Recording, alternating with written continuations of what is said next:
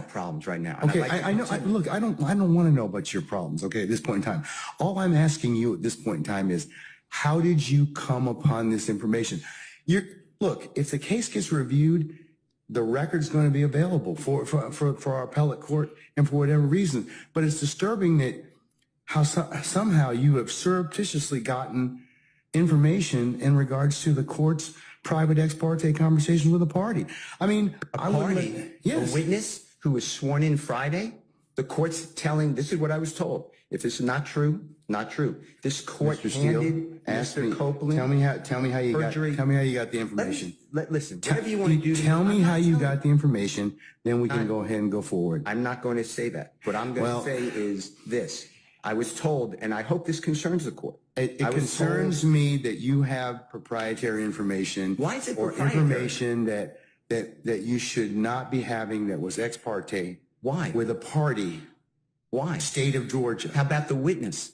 How about Mr. Copeland, who supposedly announced he's not testifying and he'll sit for 2 years, and then supposedly this honorable court, or excuse me, let me rephrase that. This court supposedly said, I can hold you until the end of this trial. Ms. Hilton supposedly said, actually, all of the defendants and then all 26 people are disposed of. If that's true, what this is coercion, witness intimidation, ex parte communications that we have a constitutional right to be present for. So I understand that you're upset towards me, but I don't know what I did. Mr. Steele, I still want to know, how did you come upon this information? Who told you? What I want to know is, why wasn't I there? Why? Sir, I'm going to hold you in contempt if you don't tell me who tell me who this information was coming from. I don't want to be held in contempt. Well, I'm not answering that question. That's attorney-client privilege information. I am not attorney-client privilege. Unless you were in my chambers, that's the only way you can figure out. I am telling you. I tell you what, I'm going to give you 5 minutes. If you don't tell me if you don't tell me who it is, I'm going to put you in, I'm going to put you in contempt, because that is not attorney-client privilege. Attorney work product privilege. I am not. How did you get that information supposedly from my chambers? Did somebody tell you? I'm not. You should have told me. You got 5 minutes. Well, I don't need it. I want to continue. This is what I was told. Mr. Copeland made statements that he admitted to killing Donovan Thomas and was, don't take my notes. No. A secret meeting with Fani Willis's team in Georgia just got a lawyer held in contempt of court. Now, there's a lot to unpack here, but I'm just going to go ahead and paint the picture here. So this is in connection to the RICO trial of Young Thug. Now, this trial hasn't exactly been a model for court proceedings, as we've seen lawyers shouting at the judge while exhibiting unprofessionalism within the courtroom. Now, keep in mind that the district attorney on this case comes from Fani Willis's office. Now, while we can understand that tensions run very high within these cases, it's not too much to ask for a little bit of decorum, huh? Something that's kind of difficult to accept for the DA's office. So late in April, Fani Willis's office faced accusations of lying to Judge Ural Glanville in this very case. A concern that was raised about Assistant District Attorney Adriane Love's actions to misrepresent a 17-second video that was to be included as evidence. Love told the judge that the individuals in the background were simply just saying, yeah, when in reality, they were also heard saying other phrases. The defense team argued that Fani Willis's team was lying right in front of the judge. And in this clip that I'm about to show you, the defense team is arguing about a secret meeting that Fani Willis's team had with the judge. Now, this is a little bit lengthy, but I want you guys to stick around and pay very, very close attention, because it is absolutely worth it. I also have a bombshell report to share with you guys at the end that you're not going to believe, and it involves none other than DA Fani Willis. The way I understand my constitutional obligations, pursuant to the 6th and 14th Amendments of the United States Constitution, the corresponding sections of the Georgia Constitution, I'm required to make a full and complete statement to the court. For the record, and if God forbid this goes up on appeal for the appellate courts or another tribunal, commission, or administrative body, I was told, based upon information and belief, that when we arrived at 8:30, 9 o'clock today, he did not come into your courtroom until almost 11:30. And what I found out just recently, this is not waived, is that supposedly in chambers, this honorable court reporter at times, honorable court at times, district attorney or district attorneys from the DA's office, as well as investigators, sheriff deputies, Mr. Copeland and his counsel, met together. None of the defense team, to my knowledge, was aware that this was going on. It was told, based upon information belief, that it was told to the district attorneys that Mr. Copeland intended to plead the Fifth Amendment. Then I was told, based upon information belief, that Adriane Love, the lawyer for Mr. Copeland, and this court were together, and Ms. Love made representations that John Melnick supposedly spoke with some attorneys for the accused and wrote an email to Ms. Love, to Adriane Love, stating that Mr. Melnick does not represent the witness, and that Mr. Melnick wrote an email saying F you, and then somehow that email was CC'd to me. That never... Mr. Steele, can I interrupt you just a second? I'm kind of disturbed because that's ex parte. All that was an ex parte conversation. How did you find out about any of that? Well, I'm disturbed too. And the reason I'm asking you a question. How did you find out about it? I'm going to ask you the question. Okay. Scuttle, if you look at SCUDDER versus State, which is 298 Georgia, 438, it's Division 2, 782 Southeast 2D 638, 2016.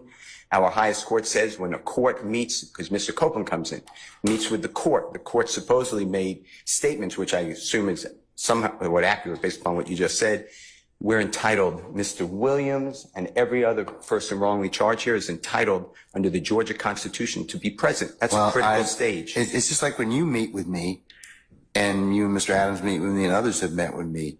It's those were ex parte for a lot of different other reasons, but I will certainly note that for purposes of record. You heard the judge, right? He didn't care that this guy knew about this meeting. All he wanted to know was how this information got leaked. And that attorney is Brian Steele. He's on the defense team and he's making a lot of sense. So he took off his coat and his tie later in the trial because he was ultimately held in contempt of court for not saying where he got this information from. And it really looked like the judge was stunned and embarrassed at the same time. So this means that Fani Willis's team is playing a little bit dirty here. Now, an ex parte meeting is a conversation where only one of the parties is involved and talking to the judge. Now, in this particular case, it's the DA's team. This means that if the defense weren't made aware of this communication, they wouldn't have known that it happened. And it makes sense as to why the judge asked Steele so many times where he got this information. Now, what you guys should know is that something supposedly happened in this ex parte conversation, enough for Mr. Steele to say that there was an attempt at coercion and witness intimidation. And as he says this, the prosecution is visibly seen shaking their heads. It's like they knew that they got caught. And this is the style of Fani Willis. This has her signature all over it, guys. And even as he stated this, the judge pushed him to divulge where he got this information, to which Steele asked him direct and to the point. What I want to know is why wasn't I there? Now, this further infuriated Judge Glanville, prompting him to walk out on Steele. An officer then walked over to Mr. Steele and attempted to take the notes that he was reading from. Now, we're not talking about who's innocent or guilty here. What we're talking about is the Constitution, because the defense team had the right to be in that meeting, but they weren't. And to make it even worse, it's now alleged that Fani Willis's team tried to intimidate a witness. But of course, it was Mr. Steele who was held in contempt of court. And this is not even the worst thing that we're going to hear from her office. As I alluded to earlier, a new report now shows that Fani Willis may have received a donation from a fraudster. Shalitha Robertson, a former Atlanta city attorney who was sentenced to 7 years in prison over a massive $15 million pandemic loan fraud, donated to Willis's campaign after applying for said loan. Now, there's just so much impropriety and corruption going on in Atlanta within Fulton County. It's just incredible to know that these people are still in office. Now, you should know that Robertson bought herself a Rolls Royce and a massive 10-carat diamond ring with the money that she stole from the government. Goes back to what I've always told you. Don't ever chase the money. Mm-hmm. The money will come. Chase the universe, not the bag. That's it. Chase your passion, baby. Chase your dream. The money will come. Yeah, the money will come courtesy of the American taxpayers. Because safe to say, she didn't practice what she preached. In April and May of 2020, Robertson chose to follow the money and fraudulently applied for millions of dollars in government loans for 4 businesses that she owned. And then she hooked herself up with luxury items that came with a very steep price tag, such as a swanky Rolls Royce, a 10-carat diamond ring. And Georgia filings show that she donated $1,000 to Trump prosecutor Fani Willis's Democratic primary election campaign.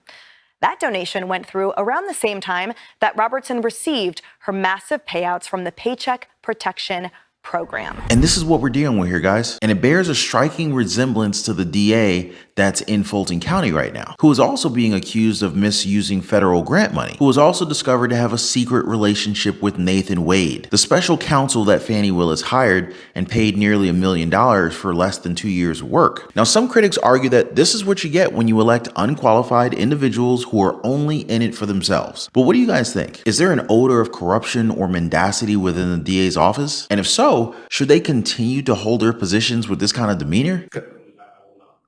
Say again? Respectfully, I will not. I cannot. Sir, you have, well, you're gonna have to do the best you can at this point in time, because you don't get to extort the court. That's what you're attempting to do at this point in time. Sir, yes, you are. What you're trying to do is, I'm not going forward if I don't get this.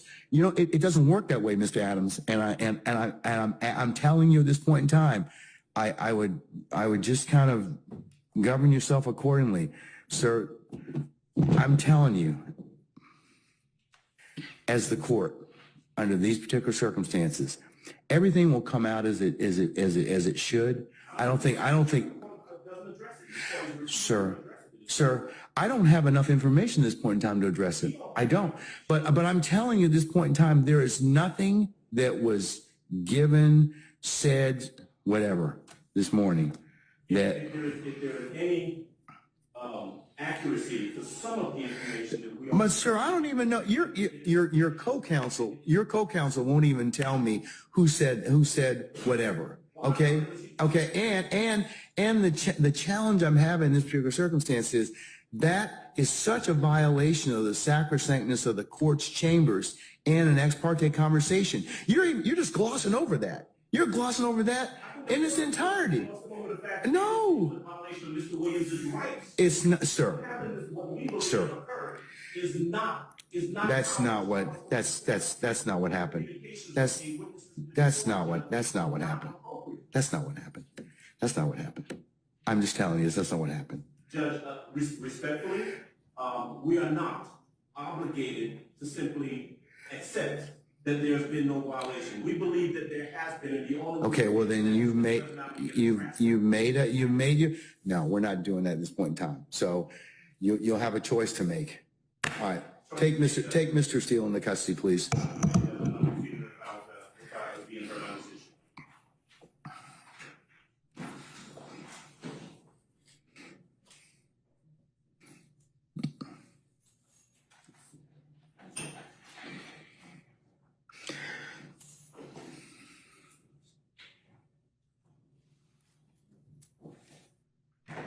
Your Honor, would the court afford me one moment to confer with counsel regarding the appropriate remedy in this type of situation? Okay, all right.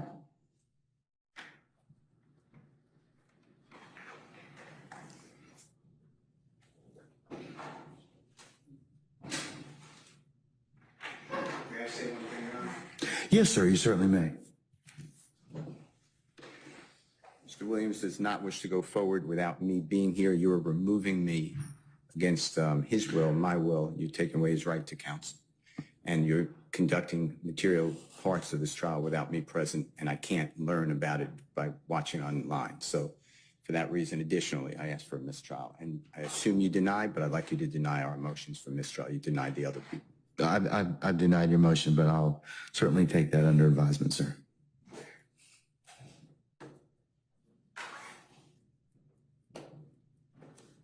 Now, that was the news portion of today's video. Now I would like to introduce you guys to the sponsor of today's video, Abacus Life. So Abacus Life is a prominent company in the field of managing alternative assets, especially focusing on longevity and actuarial technology. Essentially, they're modernizing and making the life insurance market more accessible through 3 innovative channels: ABL Tech, ABL Wealth, and ABL Longevity Growth and Income Funds. Since its inception in 2004, Abacus Life has been buying life insurance policies from individuals who need cash. They then manage these policies by trading, holding, or servicing them. To date, Abacus Life has bought policies worth over $5 billion and has helped many clients get the most out of their life insurance. Abacus Life is unique as it is the only life settlement company that's publicly traded on the NASDAQ exchange under the ticker symbol ABL. So this means you can actually buy and sell shares of Abacus Life on the stock market. The company has been mentioned in major media outlets such as CNBC, Fox Business, Bloomberg, Forbes, and even the New York Times, highlighting its influence and credibility in the industry. In early June, Abacus Life announced that it led the life settlement industry in 2023 by paying the most money to clients, holding a 26% market share according to the deal. They paid $220 million to clients in life settlement funds for the year, which was a significant 26% of the market share. This amount meant, on average, they paid sellers over 20% of the face value of their policies, which is about 32% higher than what their nearest competitor paid. In 2023, Abacus Life also acquired 640 life insurance policies with a total face value of almost $1.1 billion.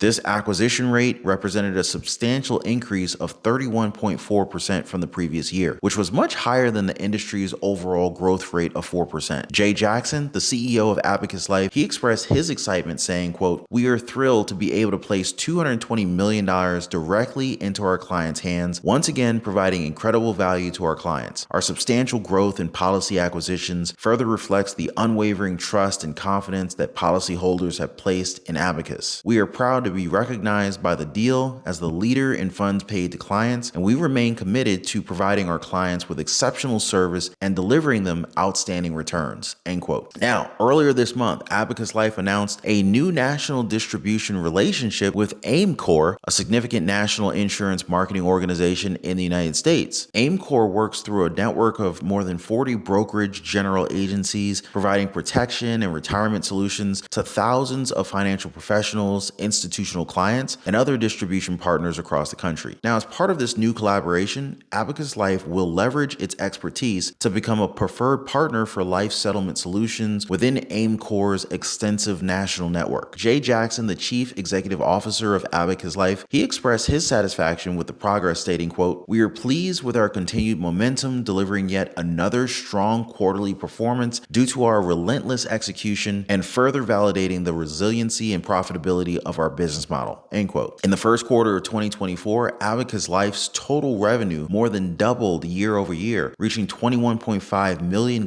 compared to the $10.3 million in the same period the previous year. This significant increase was mainly driven by a 59% year-over-year growth in their direct-to-consumer division. The higher active management revenue increased capital deployed, and more policies sold directly to third parties contributed to this impressive revenue growth. Additionally, the company launched a technology subdivision named ABL Tech, raised an additional $25 million through the issuance of 9.875% fixed-rate senior notes, and continued repurchasing shares. Abacus Life also strengthened its senior management team by hiring Elena Plesko as the new chief capital officer and appointing Fei Zhu to lead ABL Wealth. Jay Jackson emphasized the company's strategic focus, saying, quote, "We remain focused and committed to delivering on our key strategic priorities by leveraging our considerable technology and data advantages to further drive shareholder value." End quote. The portfolio servicing segment's total revenue for the first quarter of 2024 was $0.2 million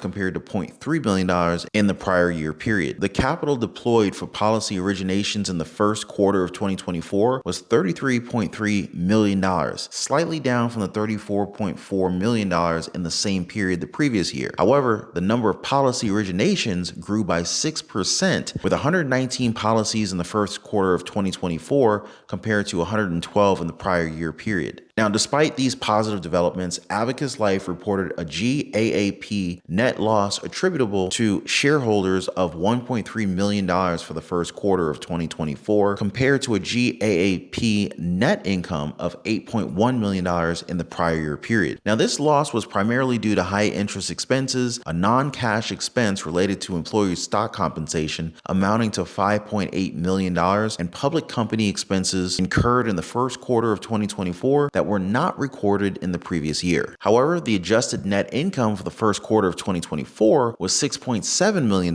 compared to the $7.6 million in the prior year period. The adjusted EBITDA grew by 38.1% to $11.6 million, which was up from the $8.4 million in the same period the previous year. The adjusted EBITDA margin for the first quarter of 2024 was 53.9% compared to the 81.4% in the prior year period. The annualized return on invested capital, the ROIC, for the first quarter of 2024 was 15%, and the annualized return on equity, the ROE, was 16%. As of March 31st, 2024, Abacus Life had cash and cash equivalents totaling $65.4 million, balance sheet policy assets of $126.9 million, and outstanding long-term debt of $131.4 million. Since the start of the company's $15 million stock repurchase program on December 12, 2023, Abacus Life has repurchased 966,000 shares of its common stock at an average price of $11.41 per share, amounting to a total cost of approximately $11 million. As of May 6, 2024, the company has $4 million remaining under the repurchase program, which is set to expire on June 10, 2025, unless it's suspended or discontinued sooner. I am not an investment advisor, and this is not investment advice. Investors should conduct their own due diligence. To learn more about Abacus Life, you can find them on the NASDAQ exchange under the ticker symbol ABL, or you can visit their website at abacuslife.com.